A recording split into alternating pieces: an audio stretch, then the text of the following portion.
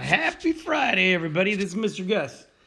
Today we're taking on lesson 16 in the first unit, so you should open your math books to page 75, right in between 74 and 76. So it's talking about identifying, meaning we have to figure out what kinds of problems we actually are doing. Now, we have a lot of options on the bottom, and I'll kind of explain what it is that we're going to be doing. But you have array multiplication, like to me, means that we're going to actually have two rows, like my eggs, and we would have 6 eggs in each row. So I'd have 2 times 6 equals 12. Now, array division, oh no, that's equal groups. No, array division is the next one. So that would be like 12 eggs divided into 2 rows equals 6 eggs. So the same idea, if you have 12 eggs, you have 2 rows, you just start building your rows until you'd place all 12 eggs. So 2, 4, 6, 8, 10, 12. So array division. So when you think of this, it's just how can you organize them? And then when you're doing arrays, they're always organized into rows and columns. So rows go side to side, columns go up and down. Now, equal groups, I always think of that first picture that we had, where we had a nest. And I know that's not a good-looking nest, but I don't waste time drawing good-looking nests. And if you have 5 eggs, 2, 3, 4, in each nest, that's an equal groups problem. 2 nests, 5 eggs in each nest gives you 10 eggs. Now, equal groups division, we have an unknown group size. So if you have so many eggs, and let's say you have, we don't know how many eggs there are, but you could even have like a number of bags. That's a pretty common problem. You have 3 lemons in each bag. That would also be an equal groups kind of a problem. So I'll just dig in, do a couple of the problems. And really what we have to do is we have to read each problem. Then we have to decide what kind of a problem it is. And then we have to write the equation and solve the problem. So for me, that picture part often helps. I like doing that because it really helps me to solve the problem. So Mrs. Ortega has 3 children. She wants to buy 5 juice boxes for each child. So to me, each kid is its own category or own group. So here you have 1 kid, 2 kids, 3 kids. They all get 5 juice boxes. So with this one, I know that I'm going to have 15 juice boxes. And really my equation, now I wrote it more as an addition equation, 5, 10, 15. But I could easily do 3 kids multiplied by 5 juice boxes equals 15 juice boxes. Should always label our answers. All right, Sophie, on the second one, I got to erase a little bit of that first one. I'm just going to do maybe 3 of them and then let you guys go. So now when I look at this problem, the one thing I didn't do was identify it. So that's an equal groups multiplication problem.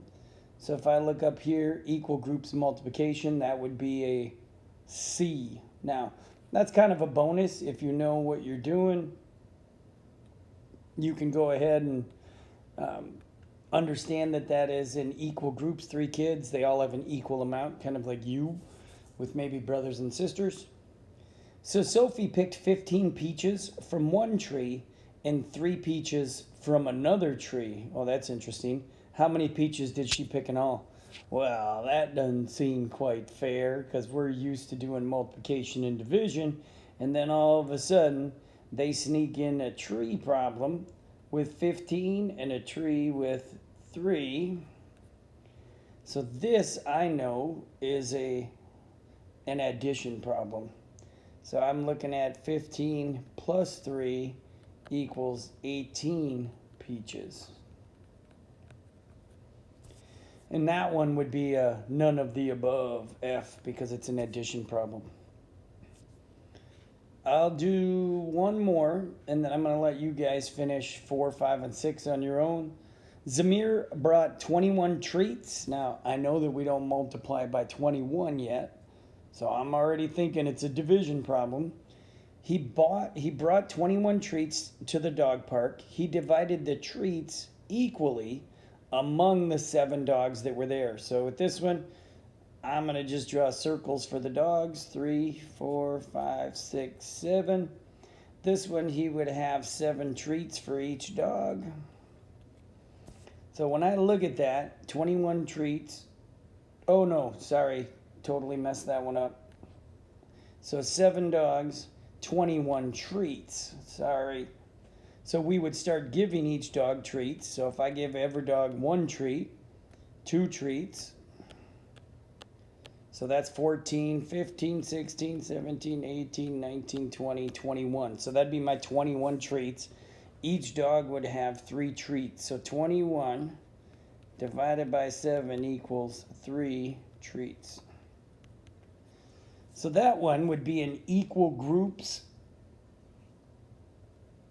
division with an unknown multiplier. Because what we didn't know, I always think of Hannah Torrey from my room. She would say 21 divided by 7 equals something, or 3 times something equals 21. So the idea is we don't know what one of the multipliers is going to be to give us 21.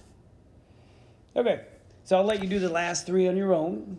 Good luck. I'm going to scroll down to the next page. So this one we don't have to worry about the type of problem it is, although that would help you solve it. But what we do have to worry about is just writing the equation, which the directions say, and then we're going to solve the problem. So number 1 says the produce market. So produce is like the apples or the fruits and the vegetables. It sells oranges in bags of 6. Oh.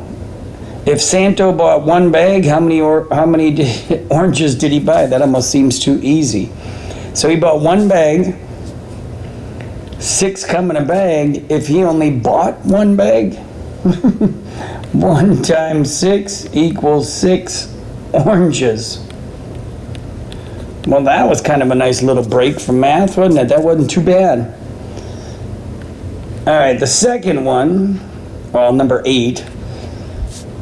Janie bought a jewelry organizer. Ooh, that already sounds to me like we're going to have rows and we're going to have columns. And I see the word rows, so I know this is an array. With 36 pockets. The pockets are arranged in 9 rows. So 1, 2, 3, 4, 5, 6, 7, 8, 9 rows. 10, 11, 12, 13, 14, 15, 16, 17, 18, 19, 20, 21, 22, 25, 26, 27. So there's my 27, 28, 29, 30, 31, 32, 33, 34, 35, 36. So I know that's a lot of work to get there, but if I would have really taken my time, you'd see that they're all in rows. 9 rows, 4 in each row, so 4 columns. So 9 times something equals 36, which would be 4, or 36 divided by 9 equals 4. So the same number of pockets, so it would be 4 pockets. All right, so I will let you do the last 2, which to me, I always look at the numbers. So in the number 9, I see a 9 and a 7. In my head, I know that those aren't divisible. I can't take 7 and divide by 9 or 9 divide by 7. I can, but that's not a doable problem for where we're at in 3rd grade. So drawing a picture would be helpful. Most likely you're thinking multiplication. Now 3 and 0 is kind of an interesting one. And then here you have a word problem. So remember that if you start with nothing, you can divide nothing as many times as you'd like. Actually, if you ask me on Monday morning, I'll give you all of the nothing you want, which is great. I'll divide it between all of you. Okay, you guys have a good Friday and a good weekend. Stay safe, and we'll see you on Monday. Bye.